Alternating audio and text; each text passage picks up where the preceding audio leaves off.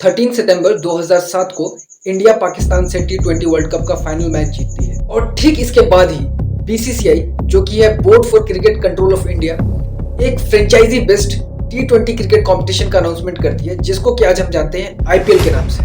IPL season का जो पहला मैच होता है वो होता है 18 अप्रैल 2008 को। ये मैच खेला जाता है केकेआर और आरसीबी के बीच में। बहुत से लोगों के लिए तो ये नॉर्मल लगता है कि जैसे ये उसी तरह का फॉर्मेट है जैसे 50 ओवर का एक फॉर्मेट होता है, ये टेस्ट क्रिकेट होता है। लेकिन कम ही लोगों को ये बात पता है कि ये जो फॉर्मेट है क्रिकेट का, ये दुनिया में सेकंड लार्जेस्ट है अर्निंग के मामले में। सबसे सरप्राइजिंग बात यह है कि जब पैंडेमिक शुरू हुआ था, ज्यादातर बिजनेसेस प्रॉब्लम फेस कर रही थी। टी20 फॉर्मेट का आईपीएल ही एक ऐसा बिजनेस था जिसने 100% रिटर्न दिया इस बिजनेस में। 2019 में जो रेवेन्यू था 2200 करोड़, मतलब 2200 करोड़, वो 2020 में 4000 करोड़ पहुंच जाता है। आज की डेट में जो आईपीएल की वैल्यूएशन है वो है 48,390 करोड़, मतलब $6 बिलियन। जब हम मीडिया राइट्स के बारे में बात करते हैं, मतलब जिनके पास ये राइट्स है कि वो आईपीएल के मैचेस को दिखा सकती है, पर मैच का मीडिया राइट्स उन्होंने खरीदा है 110 करोड़ रुपए में। मतलब एक मैच को अगर वो ब्रॉडकास्ट करना चाहते हैं ये सारे प्लेटफॉर्म्स मिल करके, तो वो एटलीस्ट 110 करोड़ रुपए पे कर रहे हैं पर मैच का। अब यहाँ पे लोगों के मन में एक बात आती है कि जब आईपीएल में इतने पैसों की बारिश हो रही है तो ये पूरा का पूरा आईपीएल का जो इकोसिस्टम है वो काम कैसे करता है। और सबको ये बात पता होती है कि कोई एक ही टीम जीतेगी, तो ऐसे में सारे ही लोग एक होड़ क्यों लगाए हुए रखते हैं किसी भी एक प्लेयर को रिटेन करने के लिए, मतलब खरीदने के लिए। और सबसे लास्ट में ये कि आईपीएल की जो टीम्स होती हैं वो पैसे कैसे बनाती है, हम इस वीडियो में समझेंगे। तो ये बात है 2007 की। 2007 में एक सीरीज चल रहा होता है टी20 सीरीज। ये वही सीरीज होती है जिसमें युवराज सिंह 6 छक्के लगाते हैं और लास्ट मैच होता है इस सीरीज का, जिसमें कि इंडिया पाकिस्तान के साथ भिड़ करके पाकिस्तान को हरा करके इंडिया टी20 वर्ल्ड कप चैंपियन बनती है। इसके अगले ही साल मतलब 2008 में दुनिया भर में एक ग्लोबल रिसेशन आता है जिसमें कि वॉशिंगटन म्यूचुअल बैंक कोलैप्स कर जाती है और उससे ऑलमोस्ट सारी कंट्रीज का जो कि एक मेजर लॉस होता है। ये लॉस इतना माना जाता है कि पूरे वर्ल्ड का जो उस टाइम पे लॉस हुआ था वो ऑलमोस्ट $2 ट्रिलियन का हुआ था। जब ये सारी चीजें चल ही रही होती हैं तो बीसीसीआई के चेयरमैन ललित मोदी के दिमाग में एक आइडिया आता है और वो टी20 फॉर्मेट का डोमेस्टिक लेवल पे एक क्रिकेट कंपटीशन इंट्रोड्यूस करना चाहते हैं। 1995 में भी ललित मोदी एक आइडिया लेकर के आते हैं कि डोमेस्टिक क्रिकेट ऑर्गेनाइज किया जाए जिसमें 50 ओवर्स का एक टूर्नामेंट हुआ करेगा। लेकिन उस टाइम पे बीसीसीआई इस चीज पे ध्यान नहीं देती है, तो ललित मोदी फिर से ये चीज 2008 में लेके आते हैं, बट इस बार जो फॉर्मेट होगा वो सिर्फ 20 ओवर्स का होगा। ऐसा कह करके वो इस चीज को इंट्रोड्यूस करते हैं। प्लेयर्स होंगे वो लोकल होंगे, लोकल नेम्स भी होंगे उन टीम्स की, और ये लोकली ऑर्गेनाइज किया जाएगा, मतलब इंडिया में ही इसको ऑर्गेनाइज किया जाएगा। 15 साल के बाद जब इस डिसीजन को आज मुड़ करके देखा जाता है तो ये माना जाता है कि जो डिसीजन 2008 में लिया गया था वो सबसे रिमार्केबल डिसीजन था बीसीसीआई का, कि आईपीएल को इंट्रोड्यूस किया जाए इंडियन मार्केट में। 2008 में इंडिया में डोमेस्टिक क्रिकेट के फॉर्मेट को लाने का ये सबसे बेस्ट टाइमिंग थी, और जितने भी फैक्टर्स थे वो काफी सपोर्टिंग थे इस टाइम पे इंडियन डोमेस्टिक क्रिकेट के लिए। जिसका पहला रीजन ये था कि इंडिया ने टी20 वर्ल्ड कप जीता था और लोगों को मानो इस टी20 फॉर्मेट से जैसे प्यार हो गया था, और ये टाइम स्पेन भी इसमें कम हुआ करता था, जैसे 3.5 घंटे या 4 घंटे मैक्सिमम होता था। तो ऐसे में लोग एक बार में बैठ करके आराम से इसको देख सकते थे। प्रॉब्लम्स अक्सर पिछले फॉर्मेट जो कि 50 ओवर का हुआ करता था या जो टेस्ट क्रिकेट हुआ करता था उसमें हुआ करती थी, क्योंकि उस मैच को देखने के लिए एक आदमी को काफी टाइम देना पड़ता था। सारे लोग ये बात जानते हैं कि जब आईपीएल इंट्रोड्यूस हुआ था तो समर टाइम में हुआ था। समर टाइम्स में जो कॉलेजेस होते हैं, जो स्कूल्स होते हैं, उनके बच्चों की छुट्टी चल रही होती है, तो ऐसे में इन छोटे बच्चों के लिए या कॉलेज के बच्चों के लिए फन टाइम हुआ करता था, तो इसको ये लोग काफी एंजॉय कर रहे थे।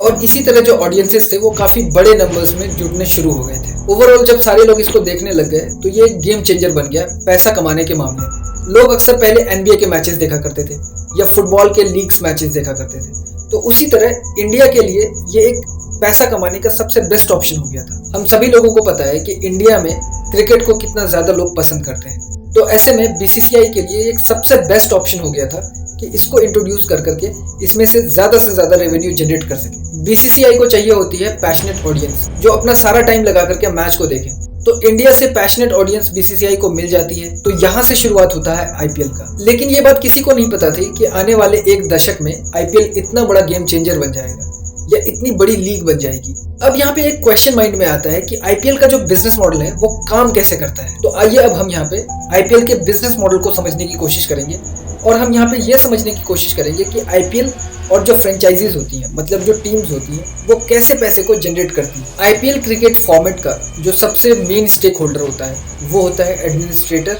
और ऑर्गेनाइजर। स्टेक होल्डर का मतलब होता है दोस्तों हितधारक, मतलब जिसके लिए ये फायदेमंद है। ऑर्गेनाइजर्स का मतलब है इसको करने वाला, मतलब इसको पूरा मैनेज करने वाला। तो ऑर्गेनाइजर के केस में 2021 तक में यूके की एक फर्म होती है, मतलब यूके की एक कंपनी होती है आईएमजी, वो इसको 2021 तक चलाती है। उसके बाद बीसीसीआई का और आईएमजी का कोलैबोरेशन खत्म हो जाता है, मतलब यहाँ से इनका कॉन्ट्रैक्ट खत्म हो जाता है। दूसरा स्टेक होल्डर है दोस्तों बीसीसीआई। तीसरा जो स्टेक होल्डर है दोस्तों यहाँ पे वो है आईपीएल। आईपीएल जो हुआ यहाँ पे वो एक एसेट हुआ बीसीसीआई के लिए। चौथा स्टेक होल्डर होगा दोस्तों यहाँ पे फ्रेंचाइजेस, मतलब टीम्स। और जो पांचवा स्टेक होल्डर होगा यहाँ पे वो होगा वेन्यूज, मतलब स्टेडियम, जो कि प्रोवाइड करेंगी ग्राउंड्स। और इनमें जो फ्रेंचाइजेज होंगे, मतलब जो अलग अलग टीम्स होंगी, वो यहाँ पे मैच को खेलेंगे। छठा स्टेक होल्डर होगा दोस्तों यहाँ पे वो होंगे प्लेयर्स, जिसको कि खरीदा जाता है बिडिंग लगा करके, मतलब इनकी बोली लगती है, फिर उसके बाद इसको खरीद करके एक टीम में सिलेक्ट किया जाता है। अब दोस्तों सारा गेम यहाँ से स्टार्ट होता है। जब एक मैच स्टार्ट होता है तो उसमें जो पैसे कमाई होती हैं उसको 3 पार्ट्स में शेयर किया जाता है, मतलब स्टेडियम्स को मिलता है, होम टीम को मिलता है और अवे टीम को मिलता है। अगला जो यहाँ पे आता है दोस्तों वो आता है स्ट्रीमिंग प्लेटफॉर्म्स और ब्रॉडकास्टर्स। इस केस में डिज्नी स्टार्स और वाईकॉम 18 आता है, जिसके पास की सबसे ज्यादा मजबूत या कह सकते हो आपकी सबसे बड़ा फैन बेस है, मतलब सबसे ज्यादा लोग इसी प्लेटफॉर्म पे आईपीएल के मैचेस को देखते हैं। इसके बाद जो नेक्स्ट आता है दोस्तों वो आता है स्पॉन्सर्स, मतलब वो लोग जो अपने प्रोडक्ट को दिखाना चाहते हैं फैंस को। वो प्रोडक्ट को जो दिखाते हैं या तो वो स्टेडियम्स में होते हैं या फिर जो प्लेयर्स खेल रहे होते हैं उनके जर्सीज पे होते हैं। इसके बाद यहाँ पे होता है secondary stakeholder. Secondary stakeholder वो होते हैं जिसको कि मर्केंडाइज बोला जाता है। इसका मतलब ये है कि ये एक डील साइन करते हैं फ्रेंचाइजेस के साथ में, मतलब टीम के साथ में। इसी सेकेंडरी स्टेक होल्डर में आ जाते हैं फैंटेसी गेम्स जैसे ड्रीम 11, माई 11 सर्किल। ये जो एप्स होते हैं वो बिजनेस करते हैं फैन बेस की बेसिस पे। तो इस तरह से यहाँ पे इस पूरे बिजनेस मॉडल को मैंने आप लोगों को समझा दिया। अब हम यहाँ पे समझेंगे पैसे के बारे में, ये जो आईपीएल का बिजनेस है ये पैसा कैसे बनाती है। अब देखो आईपीएल जो है वो एक एसेट है बीसीसीआई के लिए।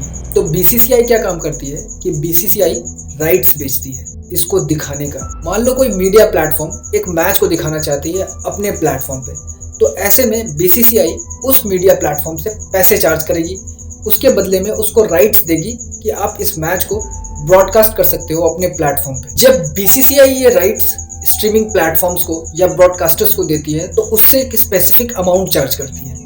उसी तरह ये जो ब्रॉडकास्टर्स होते हैं या जो स्ट्रीमिंग प्लेटफॉर्म्स होते हैं वो अपने प्लेटफॉर्म्स पे अलग अलग प्रोडक्ट्स के एडवर्टीजमेंट करते हैं, मतलब वहाँ पे प्रचार करते हैं। प्रचार के दौरान जिस कंपनी के वो प्रोडक्ट को प्रचार करते हैं उससे वो बहुत बड़ा अमाउंट चार्ज करते हैं। 2008 में जब आईपीएल स्टार्ट हुआ था तो उस टाइम पे जो व्यूअरशिप थी, मतलब जो लोग आईपीएल को देख रहे थे, वो बहुत ही लिमिटेड नंबर्स थे, मतलब बहुत ही कम लोग उस टाइम पे देख रहे थे।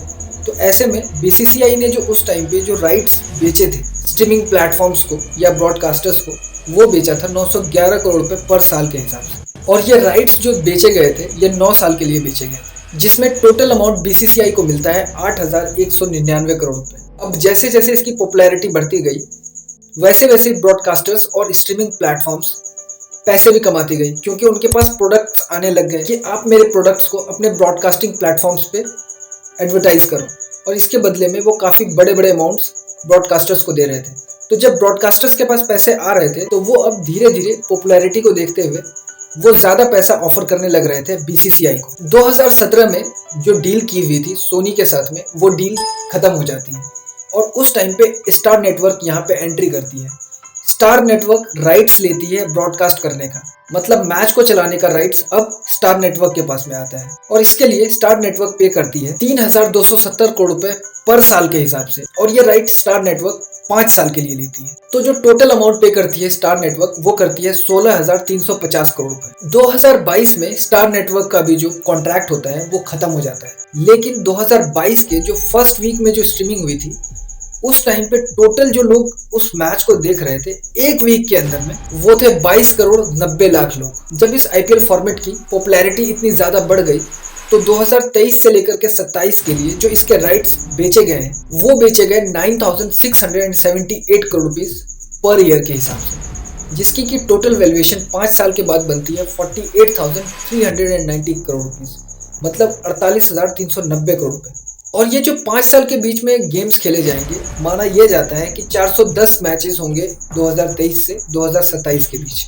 ये था टोटल रेवेन्यू जनरेटिंग मॉडल। इस पूरे प्रोसेस से बीसीसीआई के पास जितने भी पैसे आते हैं उसका 50% बीसीसीआई अपने पास रखती है। इंडियन क्रिकेट प्लेयर्स को मैनेज करती है, उसके अलावा स्टेट एसोसिएशंस को मैनेज करती है। जो स्टाफ के एक्सपेंसेस होते हैं, मतलब जो स्टाफ के खर्चे होते हैं, उसको भी मैनेज करती है बीसीसीआई। और जो बचा हुआ 50% रेवेन्यू होता है वो बीसीसीआई फ्रेंचाइजेस को दे देती है।